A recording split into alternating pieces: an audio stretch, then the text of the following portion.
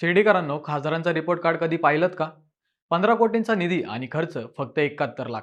भाऊसाहेब वागचौरे यांचा कारभार चर्चेत. सत्तेत गेल्याशिवाय विकास कामे होत नाहीत हा दावा तुम्ही अनेकदा ऐकला असेल. पण शिर्डी मतदारसंघातील आकडे वेगळीच कथा सांगत आहेत. खासदार भाऊसाहेब वागचौरे यांना मिळालेल्या 14 कोटी 70 लाख रुपयांच्या निधीपैकी आतापर्यंत केवळ 71 लाख रुपये खर्च झाल्याची माहिती समोर आली आहे.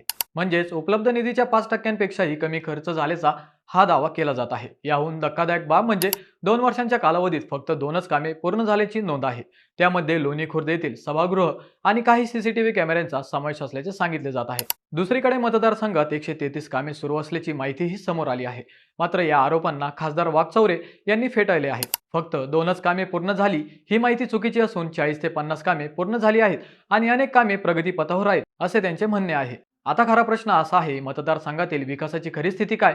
तुमचं मत कमेंटमध्ये नक्की सांगा.